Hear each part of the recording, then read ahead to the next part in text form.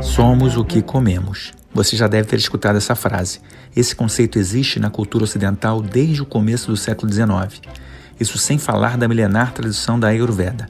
Além disso, cada avanço científico no campo da alimentação e da nutrição confirma ainda mais essa máxima. Agora, se somos o que comemos, por que não temos cara de arroz com feijão, sushi, pizza, hambúrguer ou seja lá qual for a sua comida preferida? Mais importante do que isso, se somos o que comemos, por que não devotamos mais atenção ao ato de comer? Por que não dedicamos mais tempo para cozinhar? Por que não prestamos mais atenção na hora de escolher o que a gente come? Se somos o que comemos, por que a gente não aprende nutrição na escola? No episódio de hoje, para responder essas e outras perguntas, eu converso com Alicia Kovatovsky, médica e bioquímica. Alicia é autora do livro O que é Metabolismo? Como nossos corpos transformam o que comemos no que somos. Também com a gente, Janaína Rueda, cozinheira e chefe de cozinha de importantes restaurantes de São Paulo. Como voluntária, Janaína reformulou a merenda de mais de 1.800 escolas públicas do estado de São Paulo. Nesse período, mais de 1,5 milhão de crianças deixaram de comer produtos industrializados e passaram a consumir ingredientes frescos e in natura. Eu sou Steven Gen e esse é o Trip Consciência, o lugar onde a ciência brasileira de ponta encontra a vida comum de pessoas extraordinárias. Trip Consciência. Uma produção da Trip. Apoio Instituto Serrapilheira.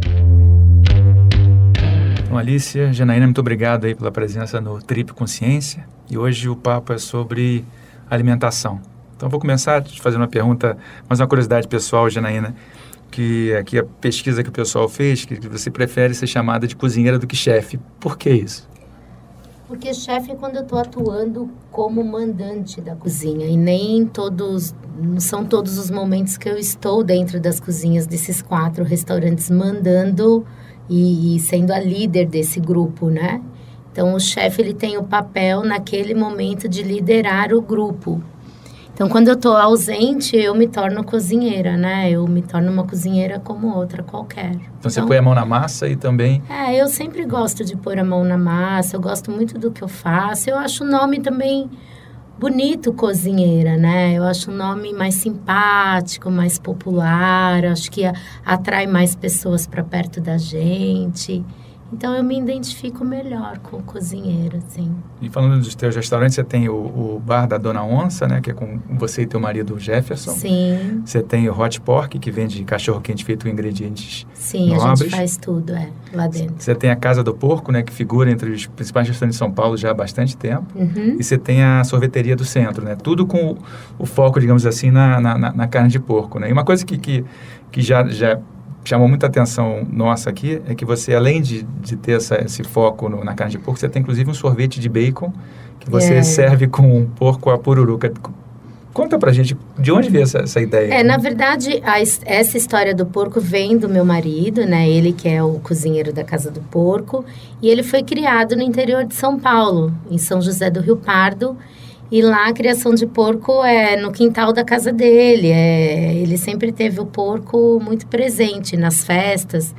O porco à paraguaia foi muito famoso lá, né? Nas festas de casamento, aniversário. Então, é um ingrediente que ele sempre teve muita afinidade. Ele era açougueiro também, antes de ser cozinheiro. Ele foi açougueiro dos 15 aos 17 anos. E sempre, de criança, tinha um sonho de ter uma sorveteria.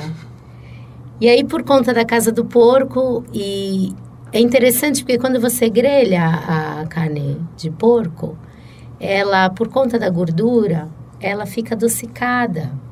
Ela vira um caramelo, se você for com bastante carinho, né?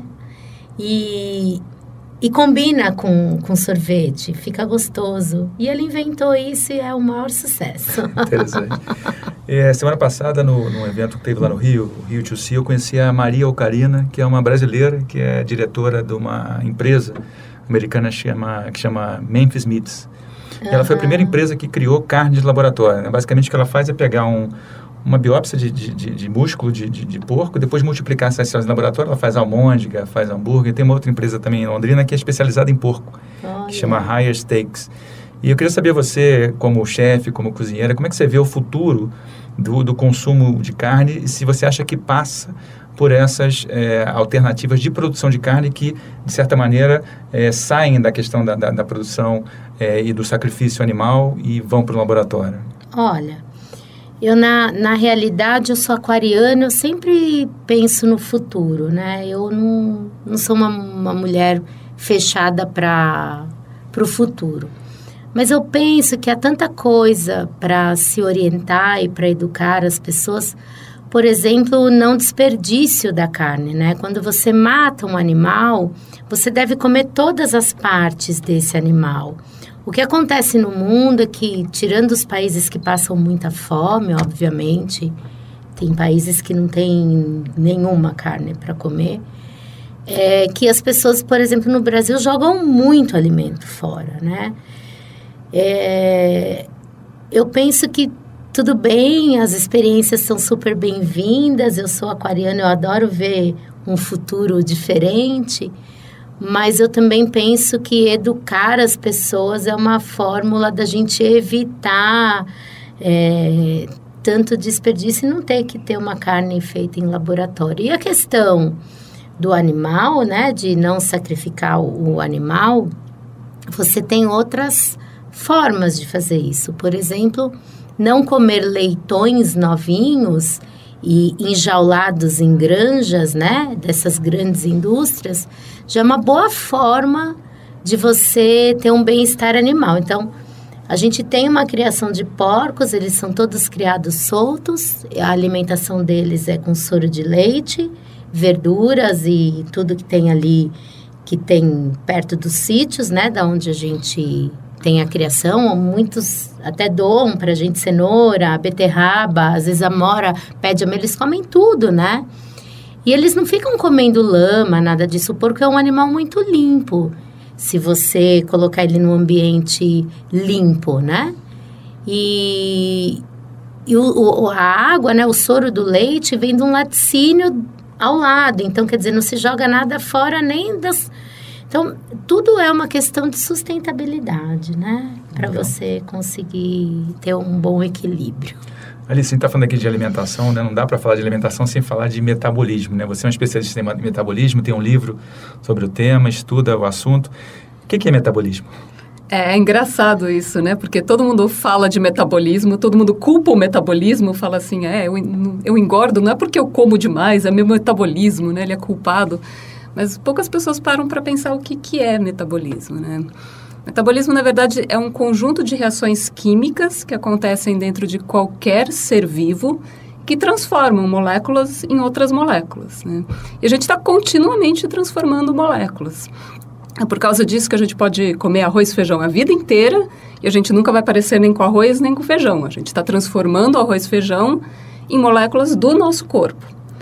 Se você faz uma dieta para emagrecer, você come menos, você perde peso, seu metabolismo está transformando moléculas do seu corpo em gás carbônico, esse gás carbônico está saindo pela sua boca e é por isso que você está perdendo peso. E tudo isso, todo esse conjunto, é metabolismo. Mas tem variações de metabolismo de pessoa para pessoa, né? A gente estava conversando antes de começar o programa sobre isso, né? Sobre essas diferenças individuais em relação ao metabolismo. Tem gente que engorda mais e diz que tem metabolismo mais lento, outros que não engordam, que dizem que tem metabolismo mais rápido, né? Como é que isso funciona?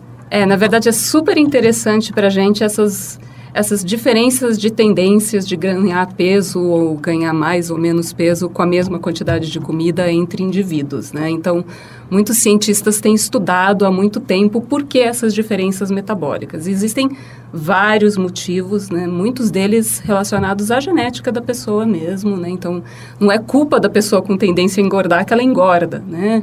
Realmente existe uma carga genética que propicia engordar. Na verdade, isso ajudou a gente por muitos anos, durante toda a evolução, porque a gente tinha pouca comida e a gente tinha que correr atrás da comida, né? Então, a pessoa que tinha tendência a engordar, que com pouca comida ganhava peso, tinha muito mais chance de sobreviver do que aquela pessoa que comia um monte e não tinha reserva depois, né? 100 anos atrás, quando a gente começou a ter excesso de comida e começou a ter longevidade maior, virou uma desvantagem, né? A gente tender a engordar. Então, a gente é evolutivamente programado para engordar mesmo, né? Essa é a dificuldade nossa hoje em dia. Mas o que é mais interessante é que uma das maiores diferenças entre o magro e o obeso é uma proteína de uma organela dentro da nossa célula chamada mitocôndria, que a gente estuda no laboratório. A mitocôndria é a bateria da célula. E essa proteína, ela faz meio que um curto-circuito dessa bateria. Então, ela não deixa a bateria funcionar tão bem. Então, se você tem mais dessa atividade dessa proteína, você gera menos energia com a mesma quantidade de comida. Então, você engorda menos. Se você tem menos dessa proteína, você engorda mais. E sabe quem tem menos dessa proteína? O porco. O porco, ele engorda com facilidade porque ele tem menos dessa proteína desacopladora que faz esse curto-circuito na bateria da mitocôndria. E por isso ele fica gordinho e por isso a gente gosta dele. Porque a gente foi geneticamente programado para gostar de comida rica em caloria, uma comida que tem bastante gordura, como a carne de porco. Você falou agora sobre geneticamente programado. Tem uns trabalhos recentes que mostram que você tem essa programação genética, mas também tem uma programação que fosse uma memória ambiental herdada, né? Você tem, por exemplo, pessoas que passaram fome ou que passaram por um momento de escassez muito grande, diz que de alguma forma elas transmitem esse tipo de informação para o filho e para o neto. Então, mesmo em situações onde não há mais essa escassez, as pessoas acabam comendo mais. Sim. E podem estar propensas à obesidade e à diabetes, né? Como é que isso funciona? Isso, na verdade, chama epigenética. E é bem comprovado que isso existe, mas os mecanismos em que isso acontece a gente ainda está estudando. Isso, na verdade, é uma coisa que o cientista passa muito tempo fazendo, como você bem sabe, né? A gente quer entender mecanismo, a gente quer entender as moléculas que estão envolvidas nesse processo, porque se a gente entende as moléculas, a gente consegue desenhar terapias e drogas, etc. Né? Enquanto a gente sabe que um fenômeno existe, mas não entende o mecanismo, é difícil a gente conseguir interferir nele. Então, esses mecanismos que levam a alterações epigenéticas, se o seu progenitor, se a sua mãe ou seu pai passou fome, ou se ele foi muito obeso, você tem mais tendência a ser obeso. Por que isso acontece, a gente ainda não entende muito bem. Mas é incrível, né? Que você tem a questão genética e epigenética, que o ambiente vai influenciando a sua forma de agir, mesmo que isso tenha acontecido com teu pai, ou com teu avô, ou tua mãe ou tua avó. E você sabe que tem criança que sofre preconceito na escola porque ela é mais gordinha e acha que aquela criança é porque ela come muita porcaria. E não é verdade muitas vezes. Às vezes é verdade, né? Acontece bastante, principalmente na periferia, mas existe também o fator de criança comendo bem e sendo mais gordinha e sofrendo aí um bullying, falando que ela come porcaria, que a mãe não cuida. Eu já vi isso acontecer. Bom, você puxou o assunto da escola, eu ia justamente te perguntar isso agora. Você, além dos restaurantes, você tem, ou teve, né, um projeto muito interessante que chegou a reformular o cardápio de mais de 1 milhão de crianças aqui em São Paulo, que é o Cozinheiros da Educação. Né? E pelo que a gente averigou, isso começou na Fundação Casa, né?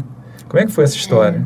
Não, na verdade, a Fundação Casa era um amigo meu que trabalhava dentro da fundação, me fez um convite para ir um dia lá dar uma aula para os meninos da Fundação Casa. Acabou que eu fiquei 1 ano lá, na fundação. Depois começaram a ter as rebeliões e tal, e a gente resolveu dar uma parada, mas eu iria voltar. Foi quando surgiu o convite do ex-secretário da Educação, o Dr. Renato Nalini, e do chefe de gabinete dele, o Wilson Levi, que eu já conhecia o Wilson da Associação do Parque Minhocão, ali do centro de São Paulo. E aí eles me procuraram só para eu dar uma olhada nos produtos, né, que eles tinham, para dar uma força, porque eles precisavam mudar a cara da merenda, eles queriam melhorar a merenda. Estava tendo uma grande pressão da sociedade com CPIs que tinham acontecido e tudo mais. E o Dr. Nalini era um homem que trabalhava em frente ao Bar da Dona Onça, no TJ, né? Um homem de bastante integridade, bastante honestidade. Aí eu falei, bom, talvez eu possa ajudar, né? Mas a intenção era só olhar mesmo, dar algum palpite e ir para o meu restaurante e continuar a minha vida normalmente, né? E aí eu dei algumas sugestões para eles para que a merenda escolar fosse mais uma disciplina, né? Já que você tem que dar uma alimentação para aquelas pessoas, porque, né, em 4 horas falam que ela não tem o que comer em casa, então que muitas vezes elas vão na escola comer essa comida. Então, que aquilo torne-se mais um ponto de educação, né? Mais uma fórmula de educar. E eu, na minha cabeça, era tudo in natura, né? Tudo fresco já, tudo carne, arroz, feijão, salada. Na minha cabeça, a merenda escolar era isso, já. Então, eu já estava com uma proposta de educação, de um cardápio para educar, para falar da imigração, para falar de geografia, de ciências, de matemática, para abranger outros assuntos. E aí, quando eu cheguei lá, que foi a minha grande surpresa, que aí era tudo enlatado, tudo aqueles pouches que ficam embalados a vácuo por 2 anos, já ultraprocessados. Aí eu desanimei, né? Eu falei, meu Deus do céu. Eu fui para minha casa, o Jefferson até foi comigo, e aí quando ele viu, ele falou, olha, eu tenho uma reunião, eu tenho que ir embora, e me deixou lá. E aí eu conversei com a Naline, e a Naline falou, eu também estou assumindo agora, por isso que eu te chamei, justamente para você dar um panorama para a gente do que a gente faz para melhorar, como que a gente faz para melhorar. Eu gostaria que você, se pudesse, né, ajudar. Eu falei, bom. E aí eu percebi o quanto eu ia trabalhar, o quanto ia ser difícil, mas então resolvi abraçar aquilo por uma causa mais social, ao invés de ajudar a Fundação Casa, ou um orfanato, ou as coisas que eu gosto de fazer como cidadã, porque eu gosto de estar no meio das pessoas cozinhando e tudo mais, eu comecei a concentrar a minha energia como voluntária nesse projeto. Aconteceu que ele era uma pessoa muito legal, o assistente, né, o secretário dele, o Wilson Levi, era incrível. Uma das nutricionistas queria mesmo resolver essa questão, ela estava super disposta. A moça que comprava os produtos estava super disposta a fazer essa mudança. E a gente começou, então, a fazer a mudança. Então, nós chegamos em quase 4 anos em 1.800 escolas, mais ou menos. E eu treinei pessoalmente 1.800 merendeiras, que a gente chama, né, as cozinheiras, com esse cardápio, que era um cardápio que conversava com a gastronomia do estado de São Paulo. Através dela eu contava para as crianças como é que esses pratos chegaram em São Paulo e a história deles lá fora. O estrogonofe que vinha da Rússia, que passou pela França, e como que chega no Brasil, e por que vira popular no Brasil. O bolonhesa, da onde vem o ragu à bolonhesa? Onde que é a Bolonha, né? Que é uma região linda para estudantes e tudo mais. Então, tudo era contado uma história, né? Todos os 10 pratos a gente contava uma história. E foi um projeto bem bonito, bem interessante. Mas você tirou muito a questão da comida industrializada, né? Você tentou... Não existia. Não existia. Assim, o estado tem 5.000 e poucas escolas. Nós conseguimos tirar esse industrializado 98%, mais ou menos, porque 2 itens ficaram o molho de tomate, porque tomate é impraticável para você ter tomate maduro para fazer molho de tomate. E eu tinha que ter um item para se quebra a geladeira e tal, e eu propositalmente deixei a sardinha, que é um produto que, né, aí conversando com especialistas, era um produto melhor de processado, né, da indústria. E porque sardinha tem no litoral todo, e porque é um pescado que há preconceitos e que as pessoas não gostam. Então, justamente esse é o meu papel, né, de educar através da comida. Então, eu acabei deixando. E o restante foi moela, para falar do aproveitamento total dos alimentos. E, mas as crianças reclamavam, até o dia que você ensina as merendeiras também a comerem, a como limpar, como cortar miudinho, fazer um ragu, deixar delicioso, e as pessoas começam a comer, né? A gente é um país que não passou por guerras nem nada, né? Tudo se joga fora e é uma parte nobre, né? É uma iguaria. Porque imagina que uma galinha tem uma moela pequenininha.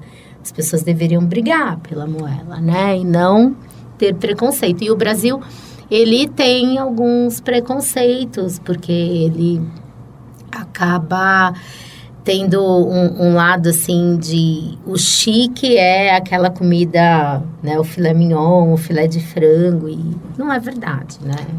Eu queria falar do ponto de vista nutricional do que você fez, porque é fantástico isso, né? Você substituir o ultraprocessado pelo produto in natura, mas queria explicar cientificamente isso, né? As pessoas acham que o menos processado é melhor porque é natural e tudo que é natural é bom. Do ponto de vista científico, isso não faz sentido nenhum, porque veneno de cobra é super ruim pra gente e é 100% natural. Qual que é o problema do produto processado, né? O produto processado, tipicamente, tem alto teor de três coisas, na verdade, que fazem ele durar mais tempo e também que fazem ele ser mais gostoso para o ser humano, que são sal, açúcar e gordura. Essas três coisas diminuem o crescimento de bactérias e por isso ele dura mais, tá? Ele dura mais, dá para vender por mais tempo, tal, fica muito mais fácil de você trabalhar com isso dentro de uma merenda escolar.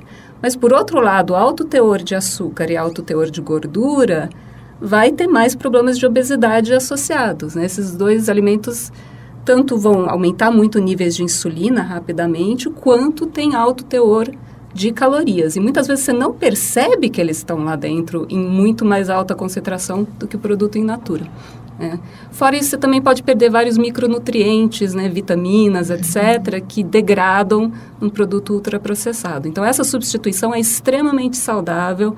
E ir para essa comida tradicional brasileira, do arroz e feijão, uma fonte de carne, uma salada, é do ponto de vista nutricional muito balanceado. Tem carboidratos complexos, né, que a maioria da fonte de calorias, tem uma quantidade de proteínas necessária para o crescimento de uma criança, tem verduras que vão trazer micronutrientes e fibras. Então, do ponto de vista nutricional, isso é perfeito. Ensinar a criança isso desde cedo é muito legal. Então, esse projeto, assim, perfeito do ponto de vista científico também, não só social. Legal.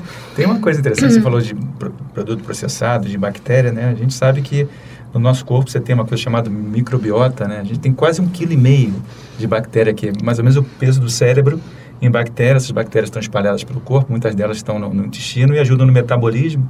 E tem, inclusive, um papel crucial na nossa tomada de decisão, né? Você tem mudanças de comportamento baseadas nessa microbiota. Isso agora... é novidade para mim.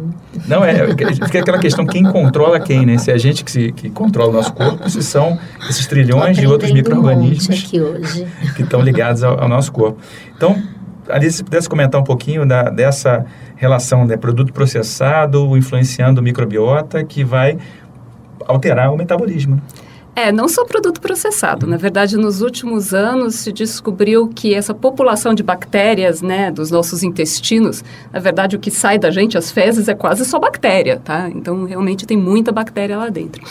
Essa população está muito envolvida e está muito correlacionada com tendências à obesidade e a outras doenças metabólicas. Então, se você olha para as bactérias no intestino de uma pessoa magra versus uma pessoa obesa, as populações são diferentes, né? E com diferenças de alimentação, você muda, em parte, essas populações, tá? Mas uma grande parte também é geneticamente determinado da sua tendência a essa microbiota, né? Esse conjunto de micro-organismos que você tem no seu trato gastrointestinal. É mais uma dessas coisas que a gente está tentando entender como que funciona, né? Então, a gente agora está aprendendo que tipos de moléculas que essas bactérias liberam, que caem na nossa circulação sanguínea e têm efeitos metabólicos, né? A gente está tentando entender como dietas diferentes mudam essa microbiota para uma microbiota mais saudável, que faz a gente ser mais saudável, ou para uma microbiota menos saudável, né? Que tipo de bactérias são melhores e piores e como que a gente consegue ter um impacto sobre isso, né? Legal. Então, tem muitos estudos também sobre isso saindo. É mais um aspecto que regula o metabolismo, né? Às vezes, quando sai uma coisa nova na literatura, só sai isso, né? E todo mundo fala, não, o microbiota vai resolver tudo. Não acho que vai resolver tudo, é mais um aspecto super importante de regulação de metabolismo, junto com o tipo de alimentação, junto com sua carga genética, junto com o seu ambiente e vários outros conjuntos de coisas que afetam a gente. Queria puxar um pouquinho agora para um outro trabalho teu que relaciona a alimentação com saúde do cérebro, né? Você tem um vídeo muito legal, né, com o Ignácio Amigo, que é bicho que come pouco perde menos célula do cérebro, né? Você podia contar um pouquinho desse teu trabalho, né, e da relação de restrição calórica com acidente vascular cerebral, Parkinson e Alzheimer, né? Então, a gente estuda muito no laboratório restrição calórica. Restrição calórica eu tenho que deixar claro que não é ser ultra magro, tá? Restrição calórica é você diminuir o número de calorias versus o que você comeria sem controle nenhum de dieta. Então, você compara um animal de laboratório que come tudo o que ele quer e não faz exercício nenhum. Esse animal de laboratório é igual uma pessoa que comesse tudo o que ela quisesse e não faz exercício nenhum, fica obeso. Tá? Se você dá menos comida para esse animal, que a gente chama de restrição calórica, ele tem um peso normal e se sabe há muito tempo que ele vive muito mais, né? Então, tem um aumento de longevidade. E a mesma coisa que a gente sabe em pessoas. A obesidade limita tempo de vida e, principalmente, limita qualidade de vida, né? Obesidade está associada a várias doenças cerebrais. Então, aumenta o risco de Alzheimer, aumenta o risco de Parkinson, aumenta as lesões do derrame. O que é interessante é que a gente sabia disso, mas a gente não sabia o mecanismo em que isso acontecia. Então, isso volta para aquela história que a gente sempre quer saber mecanismo, né? Quais que são as moléculas envolvidas. Como essas 3 doenças do cérebro envolvem um tipo específico de morte do neurônio, das células do cérebro, que chama citotoxicidade, a gente foi ver como que um animal magro e um animal obeso se comportam em termos desse tipo de perda de células do cérebro, em termos de perda por excitotoxicidade. E a gente viu que o animal magro é protegido mesmo contra esse tipo de lesão. E a gente descobriu que é por causa das mitocôndrias desses animais magros. Na verdade, as mitocôndrias desses animais magros são capazes de pegar para dentro de si mais cálcio, que é o motivo pelo qual a célula morre. A célula morre por excesso de cálcio e a mitocôndria consegue tamponar, segurar esse cálcio e não deixar a célula morrer por excesso de cálcio. Tem uma mudança na mitocôndria que ela capta mais cálcio. Então, é por isso que o seu cérebro é mais protegido quando você não é obeso, dessas doenças todas do cérebro. Então, tem uma ligação entre metabolismo e neurociência muito forte, né? E a gente está desvendando esses mecanismos.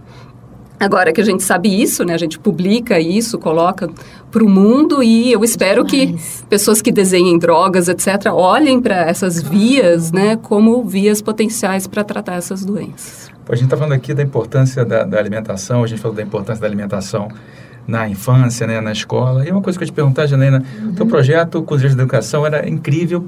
Por que ele acabou? Não sei, não tenho ideia.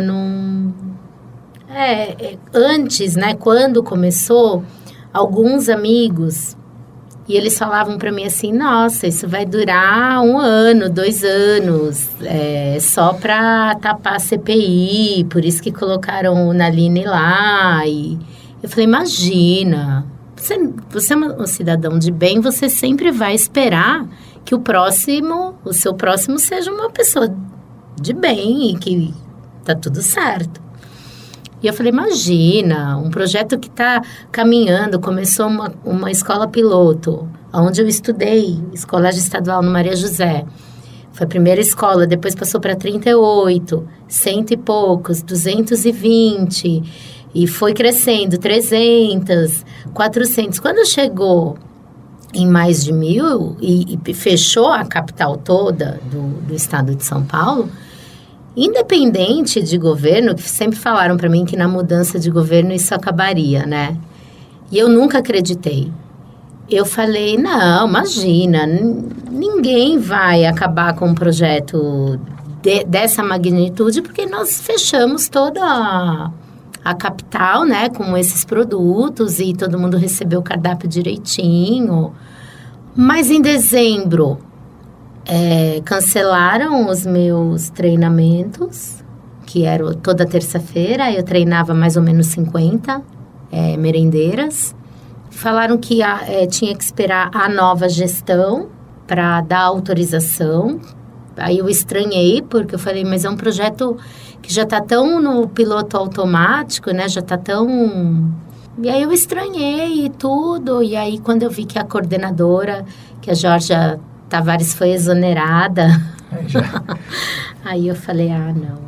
Aí eu já vi que realmente as pessoas que tinham me avisado dessa questão política, governo, de mudar tudo, porque não foi ele que fez, né? Agora é interessante porque eu não culpo totalmente esse governo, tá? Que entrou agora.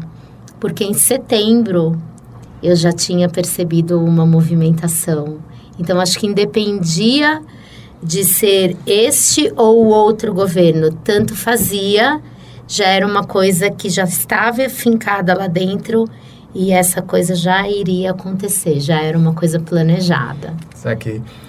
Vou aproveitar e puxar um outro assunto contigo de novo, que é, você participou do MasterChef da Band, né? Eu participei. Como é que você vê esse interesse das pessoas por reality sobre cozinha, né?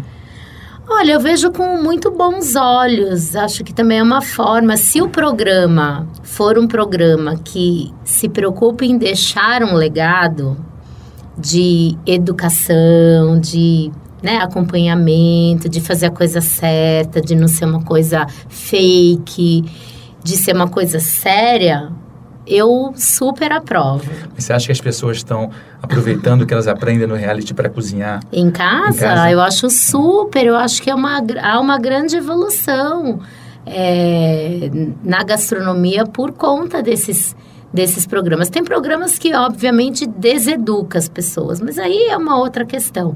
Mas o MasterChef, em especial, tem uma mulher que faz, a Paola Carrossela, que sempre está falando sobre coisas muito legais. E ela está deixando um legado muito bacana na televisão. E o que me deixa muito orgulhosa como mulher também. E você cozinha em casa? Você consegue? Com restaurante, Cozinho. com tudo, você consegue cozinhar em casa? Na minha casa, porque eu tenho 2 filhos, né? Eu sou uma cozinheira muito prática.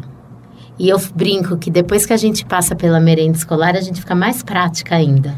Porque tem uma multidão querendo comer e tem que sair de qualquer jeito, não pode queimar, não pode nada. Então, você fica com uma experiência brilhante, porque cada intervalo são 500 crianças indo comer. Então, são panelas gigantes, né?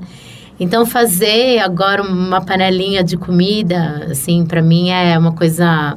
Esses 4 anos... foram impagáveis como experiência, sabe? Então, eu tenho filhos, eu tenho família, eu gosto de cozinhar. Onde eu vou, eu cozinho. Essa é a verdade. Legal.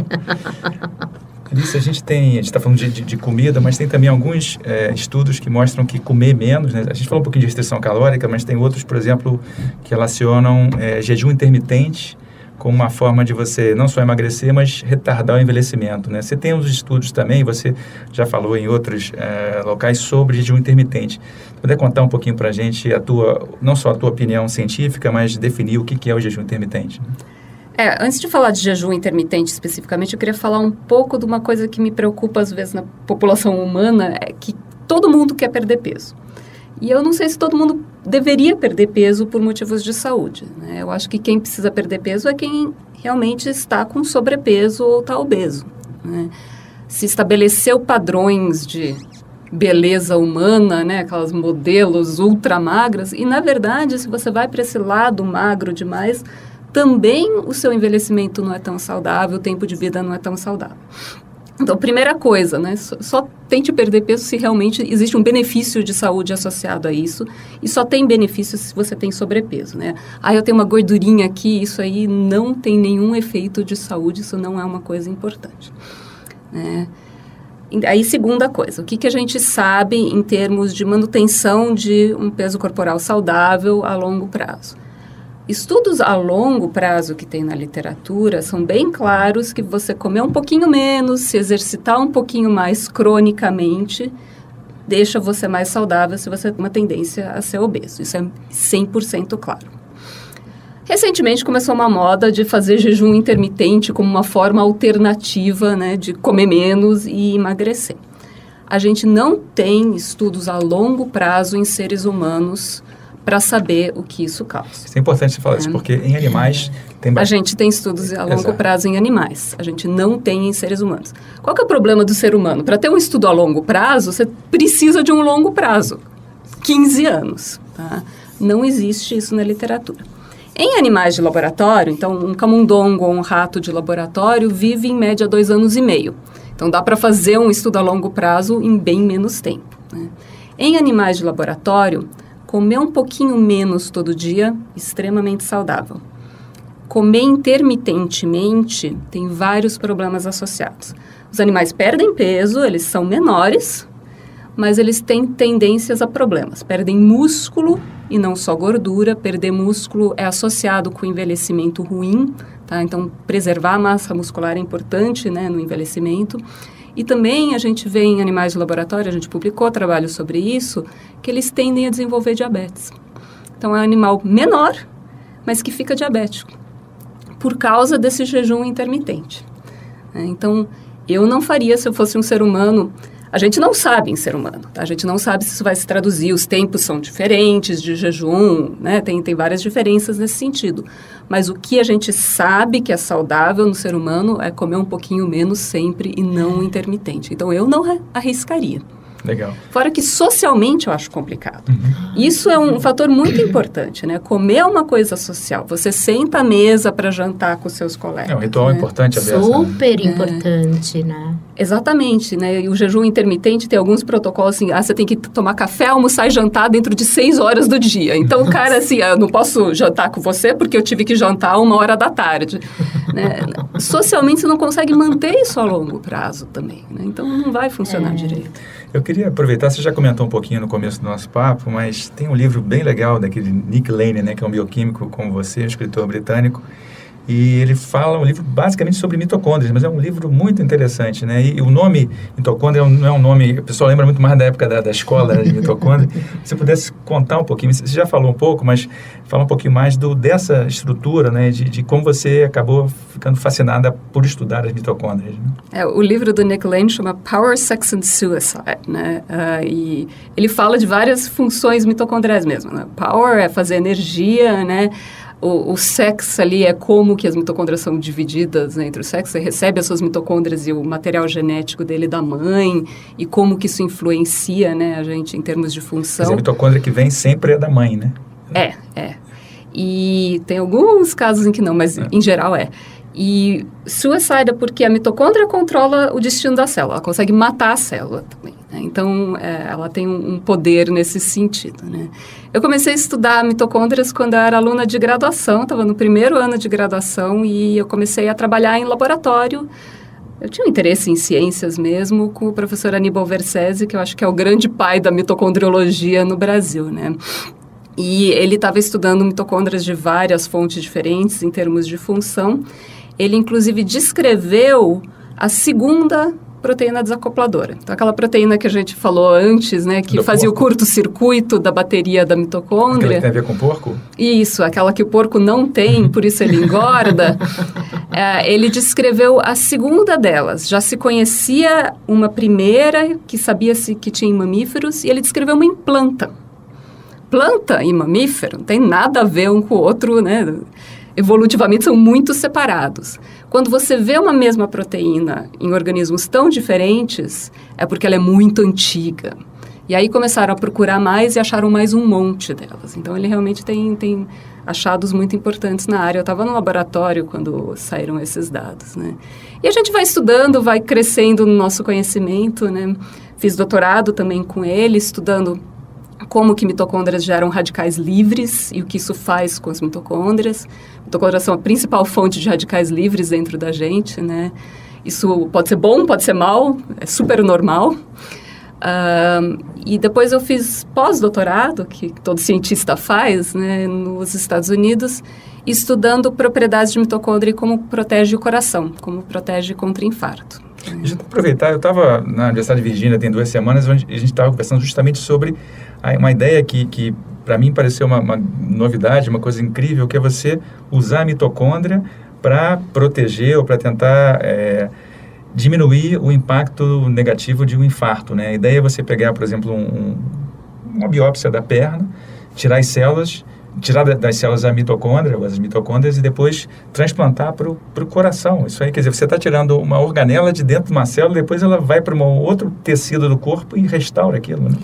É uma ideia nova essa de transplantar mitocôndrias. Ela é inspirada na natureza, né? Tem alguns dados anteriores de que uma célula pode doar suas mitocôndrias para outra quando elas estão encostadas, né?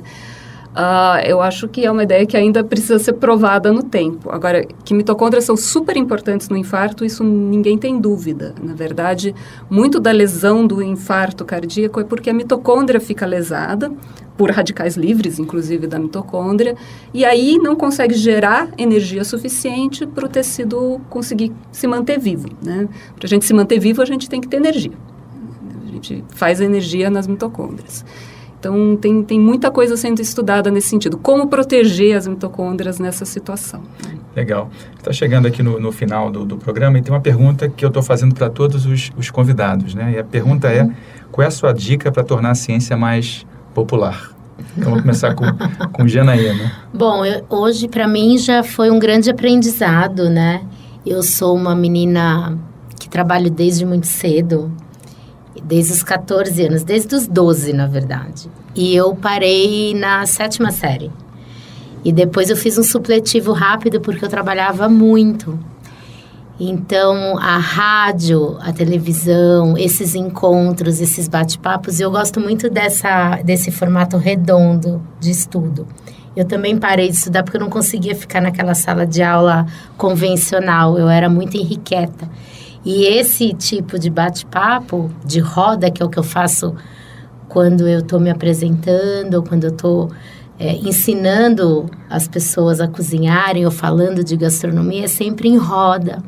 E eu acho que primordial é as pessoas se sentarem sempre à volta e agregar como não sendo um assunto, um bicho de 7 cabeças, né? Foi incrível essa aula que eu tive com você hoje, Alice, um prazer. Obrigada. Te conhecer, foi muito legal.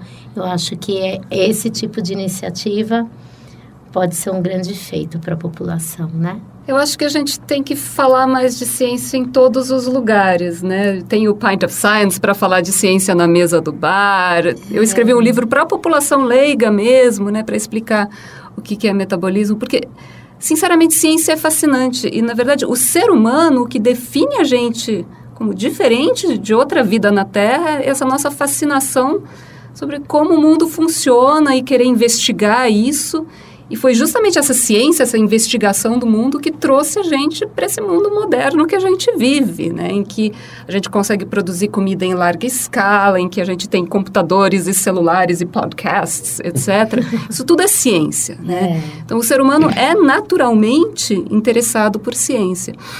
E a gente precisa falar mais disso e trazer mais interesse das pessoas em discutir ciência, né? Em debater ciência, em saber das coisas que estão acontecendo. Desde a escola, onde também a gente precisa introduzir mais ciência. Super. E é legal que você introduziu a ciência junto com a alimentação. Isso também é muito legal, né? Mas também em todos os níveis. E eu acho que é aí que você faz isso, né, Stevens? Você faz um monte de divulgação científica e a gente realmente está precisando de mais disso. O que eu acho legal é que eu estou vendo um grupo cada vez maior, inclusive de pessoas muito jovens, dedicadas à divulgação científica e trazendo esse interesse. Então, o número de canais na internet, de grupos, de atividades tem crescido muito. Isso me traz esperança. Legal. Eu lembro que quem quiser conhecer mais o trabalho da Janaína, do marido dela, o Jefferson, né, podem procurar o Bar da Dona Onça, o restaurante A Casa do Porco, Hot Pork, a sorveteria do centro. Quem quiser conhecer mais o trabalho da Alice, é só chegar na USP e também procurar o livro O que é Metabolismo, Como Nossos Corpos Transformam o que Comemos no que Somos, um livro que ela publicou em 2015. Muito obrigado, Janaína. Muito obrigado, Alice. Foi um barato aqui esse papo sobre alimentação. Adorei também. Obrigada. Trip. Consciência. Uma produção da Trip. Apoio Instituto Serrapilheira.